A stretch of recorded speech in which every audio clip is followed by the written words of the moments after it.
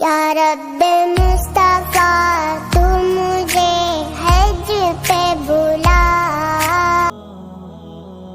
আমরা কি অবশ্যই আমরা আহলে পাককে মহব্বত করি। তাদের মহব্বত ছাড়া নবী পাওয়া যাবে না, আর নবীকে না পেলে আল্লাহ পাওয়া যাবে না।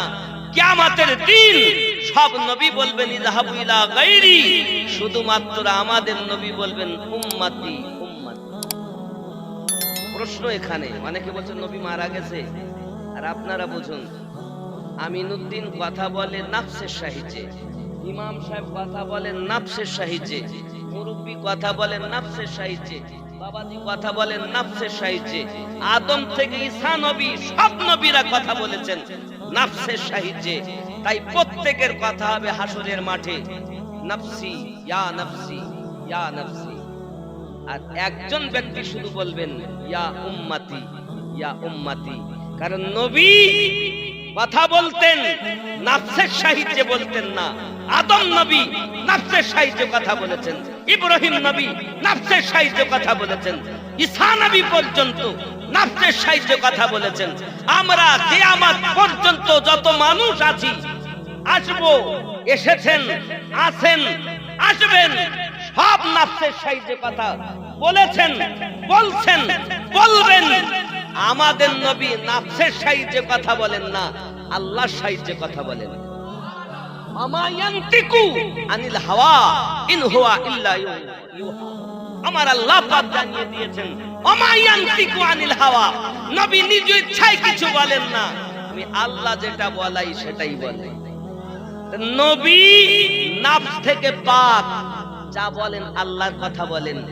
তাই কিয়ামতের দিন সব নবীরা বলবেন ইয়া নাফসি, উম্মতিরা বলবেন ইয়া নাফসি, আর আমাদের নবী শুধু বলবেন ইয়া উম্মতি ইয়া উম্মতি। জোরে বলুন সুবহানাল্লাহ। সেই নবীকে বলছেন নবী মরা, দুঃখ আর কোথায় থবো বাবা? কালেমা একসাথে লেখা যাবে না, আল্লাহর পাশে নবীর নাম লেখা যাবে না, দুঃখ থবো কোথায়? মুহররম মাস এলে কিছু কুয়ার ব্যাং বেরিয়ে যায়, বেরিয়ে বলে এটা হারাম, ওটা বেদাত, দেখতে যেই আপনার সবে বারাত আসবে কিছু কুয়ার ব্যাং বার হবে, এই যেই রবিউল আউয়াল মাস আসবে সেই কিছু কুয়ার ব্যাং বেরিয়ে যায়।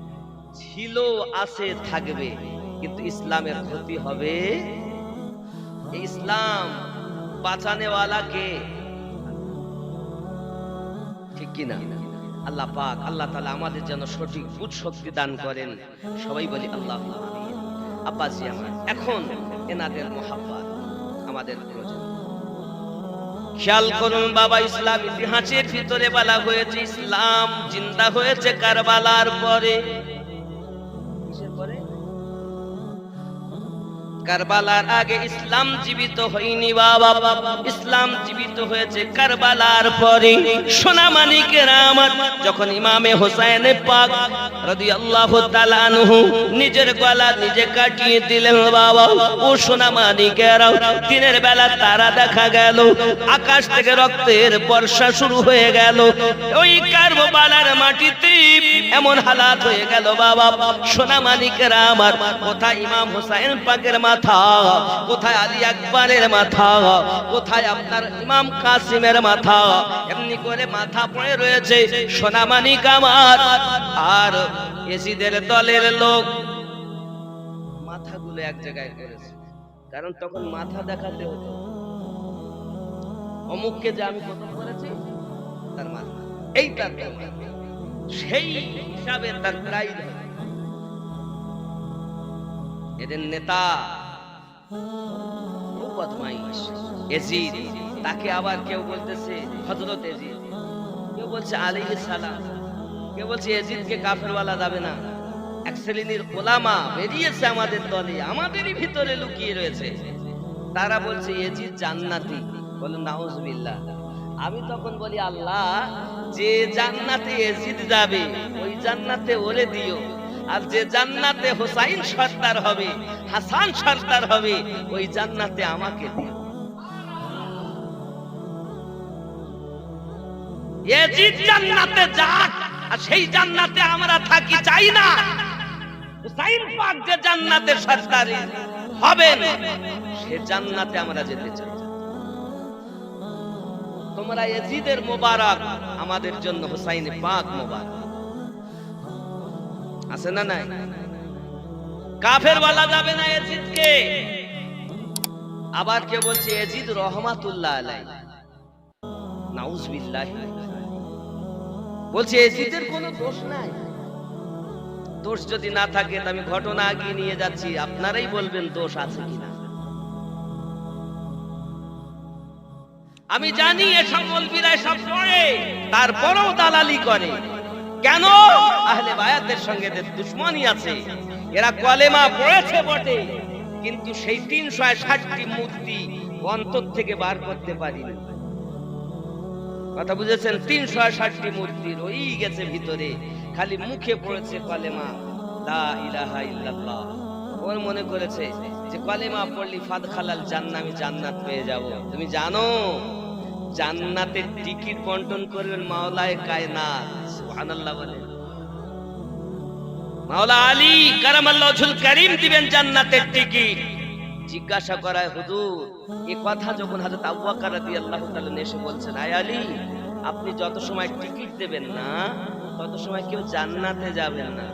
মাওলা আলী বলেন, আয় আবু বকর রাদিয়াল্লাহু তাআলা আনহু, আমি আলী রাসূল পাকের পবিত্র জবান মোবারকায় শুনেছি নবী আমাকে বলেছেন, আলী তুমি জানো তাকে জান্নাতের টিকিট দেবে না যে আমার আবু বকরকে মোহাব্বত করে না।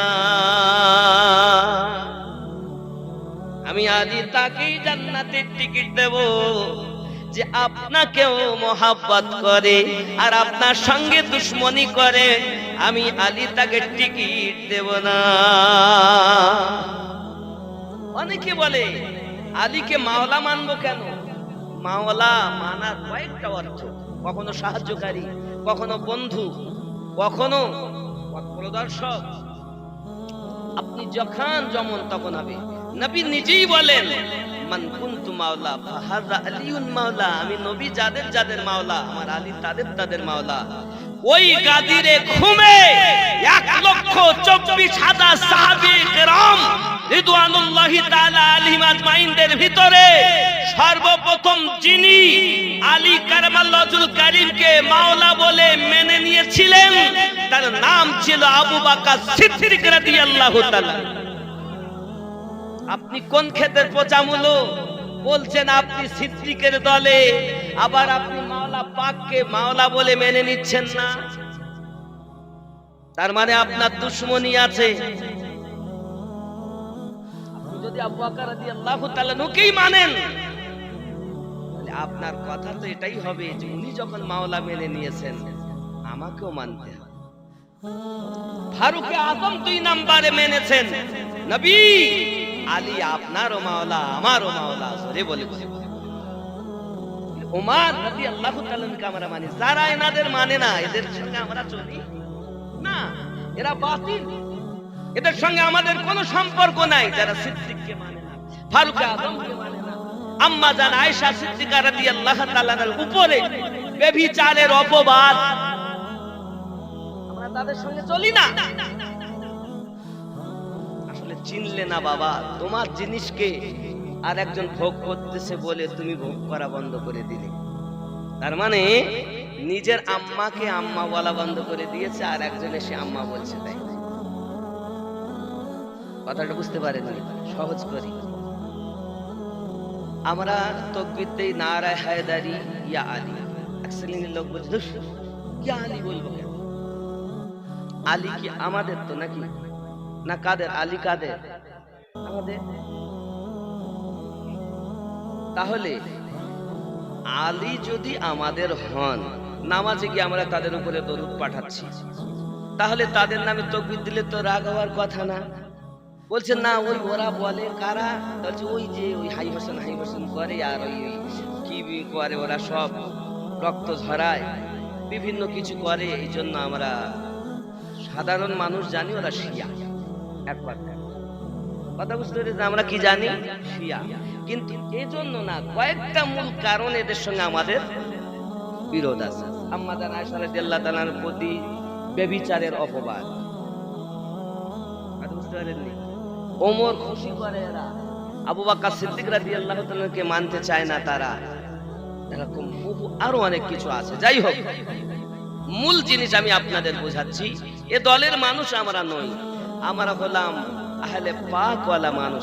আলী আমাদের, তাকবীর আমরা দেব, মানে ইমাম সাহেবের মাকে আমরা গ্রামের লোক সবাইকে মা বলতেছি, আম্মা আম্মা, ইমাম সাহেব মা বলা বন্ধ করতেছে।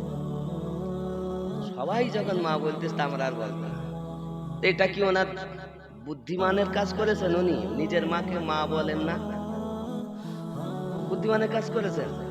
তো শিয়ারা বারবার বলতেছ বলে নারায়ে হায়দারি ইয়া আলী, যে আমরা আর বল, বরঞ্চ ওরা যদি সবাই মিলে বলে, তাই উনি যেহেতু উনি সন্তান, উনি আরো বারবার বেশি করে বলবে, আমার বলা দেখি ওরা পিছিয়ে যায়। এটাই হওয়া উচিত। আজ আমরা গ্রামবাসী ওনার আম্মাকে আম্মা বলা দেখে যদি উনি রাগ করেন, তাহলে এটা ওনার বুদ্ধিমানের কাজ হবে না, বরঞ্চ উনি বারবার বলবেন যে গ্রামবাসী তোরা তো একবার এসে বলবি, দিনের মধ্যে 5 বার এসে বলবি, আর আমি 24 ঘন্টা মায়ের কাছে থাকি, 24 ঘন্টা আমি মা মানব নাকি? মানে আমরা নারায়ে হায়দারি,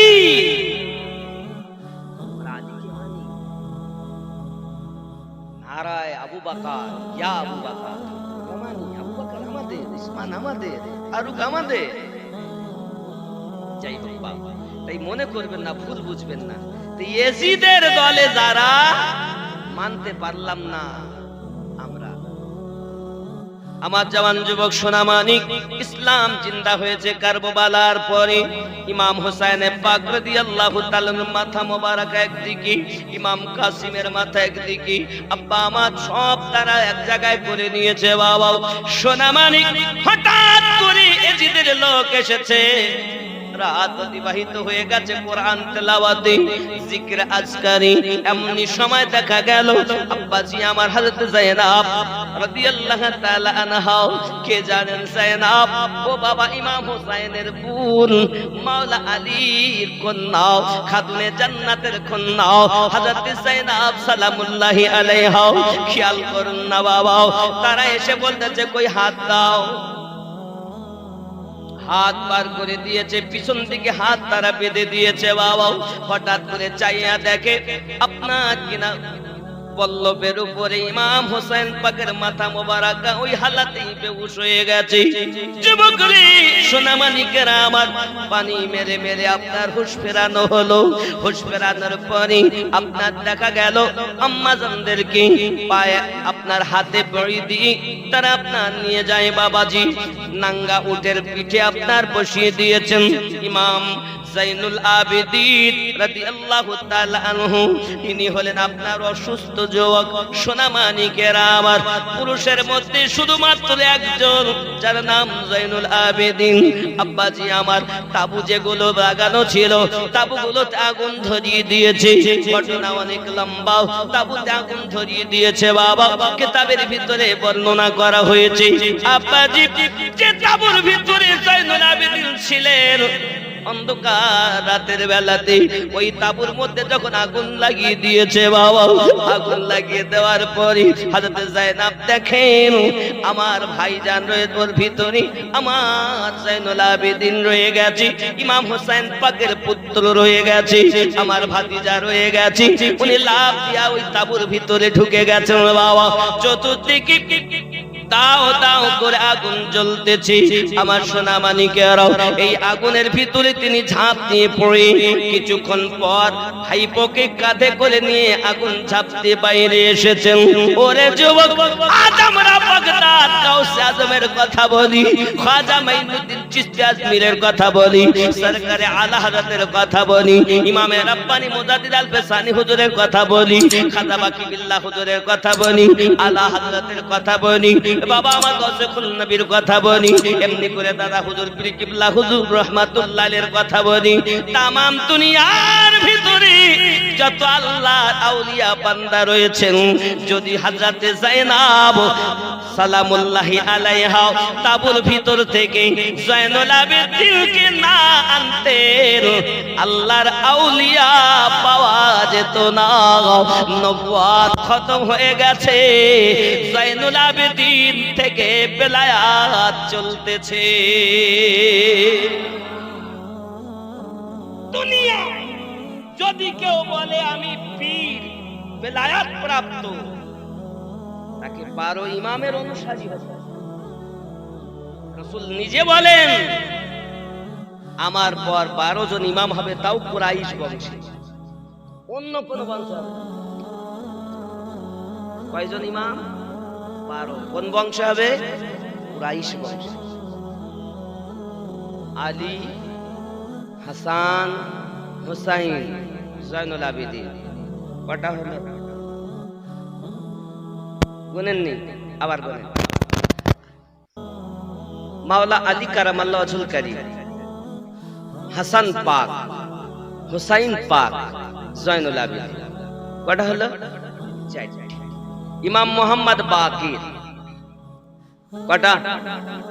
ইমাম জাফর সাদিক, It's 10:48 ইমাম p.m. মুসা কাজিম, ইমাম আলী রাজা, ইমাম তাকি আলী, ইমাম নাকি আলী, ইমাম হাসান আসকারি, ইমাম মেহেদি।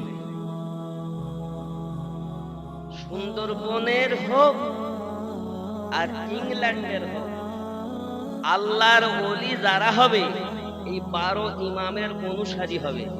যদি এদের অনুসারী না হয়, তা মনে করবেন সে বেলায়াত প্রাপ্ত না, সে চোর, সে শয়তানের দলে। ওলি 2 রকম। কয় রকম? 2 রকম।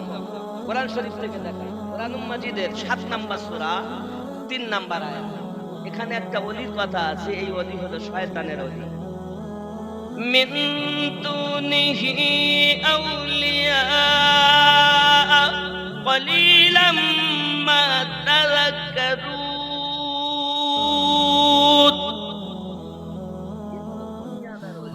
শয়তানের ওলি, এই ওলি এই সাজাযুক্ত না। কথা বুঝতে পেরেছেন? আমরা নাকশবন্দিয়া মুজাদ্দিদিয়া তৈরি করি, এখানে ফায়েজ আছে নবী থেকে সিদ্দিক, সিদ্দিক রাদিয়াল্লাহু তাআলা আনহুর কাছ থেকে আবার ফারুক আযম। এখানে 2টি দাওয়াত। ইমামে রাব্বানি মুজাদ্দিদ আল-বাসানি রাদিয়াল্লাহু তাআলা আনহু, ইনি হলেন আপনার কিনা 2 তরফের ফায়েজ প্রাপ্ত। এদিকে ফারুকি দাওয়াত রয়েছে। ফারুককে, যিনি নবী পাকের এক হয় মুরিদ, ইচ্ছা করে আসেন, আর এক হয় মুরাদ, তাকে ডেকে আনা হয়। তা ফারুক আজম হলেন আমার নবী পাকের মুরাদ, নবী যাকে ইচ্ছা করে চেয়ে নিয়েছেন আল্লাহর কাছ থেকে। জোরে বলেন নবী পাকের মুরাদ। তা যাই হোক, আব্বাসি আমার এমনি করে হযরত ওমর রাদিয়াল্লাহু তাআলা আনহু আমার রাসূল পাকের মুরাদ। আব্বাসি এই গেল 1 নাম্বার ওলি। তারা হলো দুনিয়াদার, বদমাইশ, ডুপ্লিকেট, এরা দুনিয়াদার। মিন দুনিহি আউলিয়া, যারা দুনিয়ার বন্ধু, এদের কাছে যেও না। আর এই আউলিয়াটাকে আমাদের সামনে স্যাম্পল করে ওয়াহাবি, দেওবন্দি, কাদিয়ানি, লামোজাবি, আযাবানি, বিভিন্ন দলে বিভক্ত যেসব দল, এরা এই আয়াতটাকে এক জায়গায় করে বলে, দেখছো আল্লাহ কোরআন শরীফে বলেছে আউলিয়ার কাছে যাওয়া যাবে না। 7 নাম্বার সূরা 3 নাম্বার আয়াত, এইখানে এই আয়াতটা পেশ করে বলে খবরদার ওলি আল্লাহর কাছে যাওয়া যাবে না। যারা দুনিয়াদার তাদের কাছে যেতে আল্লাহ নিষেধ করেছেন। আর 10 নাম্বার সূরা 62 নাম্বার আয়াত আল্লাহ পাক বলেন, আলা ইন্না আউলিয়া আল্লাহি লা খাউফুন আলাইহিম ওয়া লা হুম ইয়াহজানুন। আলা খবরদার, ইন্না নিশ্চয়, আউলিয়া আল্লাহ, আল্লাহর বন্ধু যারা, লা খাউফুন আলাইহিম, নেই কোনো ভয় ভবিষ্যতের, ওয়ালা হুম ইয়াহজানুন, না অতীতের কোনো চিন্তা। বোঝা গেল আল্লাহ পাক আল্লাহ তাআলা আউলিয়া দুই জায়গাতে বলেছেন। আব্বা আমার এই যে এই আউলিয়া যেটা আগে বলা হলো সেটা হলো দুনিয়াদার, পরে যেটা বলা হলো আল্লাহর আউলিয়া। আল্লাহর আউলিয়ার কাছে যাওয়ার জন্য আল্লাহ পাক বলেন, ইয়া আইয়ুহাল্লাযীনা আমানু ওয়াবতাগু ইলাইহিল ওয়াসিলা। জোরে বলুন সুবহানাল্লাহ। আপনি বলেন আমরা মানবই না, ওয়াসিলা মানে পীর পয়গম্বর মানবই না। বিভিন্ন জনা তাফসীর করেছেন বিভিন্ন ভাবে। তো আপনি যাতে ওলি মানতে পারেন তার সহজ একটা পথ আপনাকে দেখিয়ে দিচ্ছি, ভালো করে বোঝেন। আমরা যখন নামাজ পড়তে যাই, প্রথমে আমরা বলি নিয়ত করে দাঁড়িয়ে আলহামদুলিল্লাহি রাব্বিল আলামিন, যাবতীয় প্রশংসা আল্লাহর জন্য যিনি দোজাহানের পালনকর্তা, নাকি? আর রহমানুর রহিম, তিনি রহমান তিনি রহিম। মালিক ইয়াউমিদ্দিন, বিচার দিবসের আপনি মালিক। ইয়্যাকা না'বুদু ওয়া ইয়্যাকা নাস্তাঈন, আমরা তোমারই ইবাদত করি, তোমার কাছে সাহায্য প্রার্থনা করি। কি সাহায্য চাচ্ছ? আল্লাহ পাক বলেন কি সাহায্য চাচ্ছ? ইহদিনাস সিরাতাল মুস্তাকিম সিরাতাল্লাযীনা আন'আমতা আলাইহিম, আয় আল্লাহ আমাদিগকে সোজা সরল সঠিক পথে পরিচালিত করো। ইহদিনাস সিরাতাল মুস্তাকিম, আমাদিগকে সোজা সরল সঠিক পথে পরিচালিত করো। সিরাতাল্লাযীনা আন'আমতা আলাইহিম, যাদেরকে তুমি পুরস্কৃত করেছো। সূরা ফাতিহাটার ভিতরে একটাই প্রার্থনা, সেটা কি? সোজা সঠিক পথে চালিত করা, তাদের পথে চালানো যাদেরকে তুমি পুরস্কৃত করেছো, নাকি? কথা বলেন, গায়রিল মাগদুবি আলাইহিম ওয়ালাদ দাল্লিন, তাদের পথে নয় যারা অভিশপ্ত হয়েছে, লানত প্রাপ্ত হয়েছে, তাদের পথে নয়। তাদের পথে চালাও যাদেরকে তুমি পুরস্কৃত করেছো। তাহলে বোঝা যাচ্ছে পুরস্কৃত ব্যক্তিদের পথ সোজা সরল সঠিক পথ। কথা বুঝতে পারছেন না? পারছেন না একদম। কারণ আমার এই বক্তব্য তো এখন আপনারা শুনছেন, লক্ষ লক্ষ মানুষ, নাকি? দলিলের বাইরে হয়তো মানবেন। পুরো সূরা ফাতিহাটায় আমরা কি বলি? এই কথাই বলি। তাহলে সোজা পথ কোনটা, সঠিক পথ কোনটা, সরল পথ কোনটা? যাদের উপরে আল্লাহ উপটুকন প্রাইজ দিয়েছেন তাদের পথটাই তো। নামাজে তো হাত আসামির মতো বেঁধে বলেছে, তাই নাভির নিচে বাঁধেন আর সিনায় বাঁধেন আর এখানে বাঁধেন, 4 রকম লোক পাবেন আপনি। আমি মক্কা মদিনায় গিয়ে 4 রকম লোক দেখতে, এক লোক এক শ্রেণী এইভাবে এই মরিচ্ছে জ্বালা আমাদের দিকে দেখেন বাঁধে না, খারাপ হয়ে যাকে আবার দেখি কিছু এইভাবে বাঁধেছে, মরিছি যে ইয়ার একজন তাই দেখেছি আমি কম বেশি, কিন্তু এরাম আমাদের দিকে আমি দেখি। 3 নম্বরে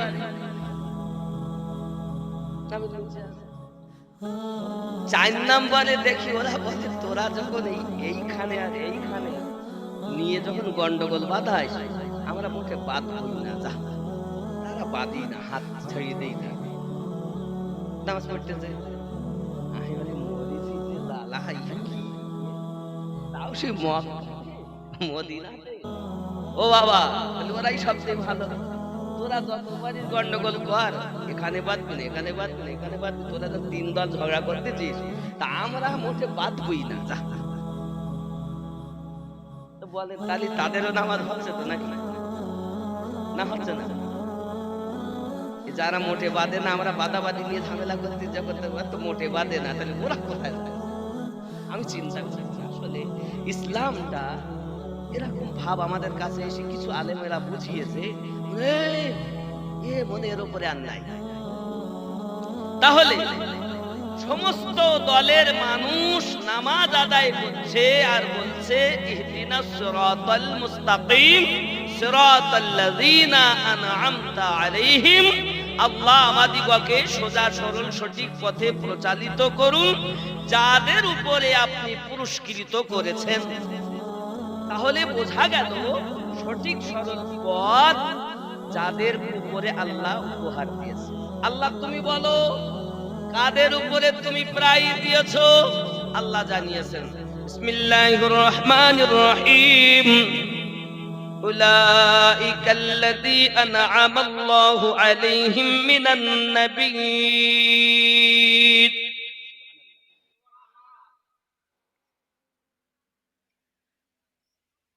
من النبي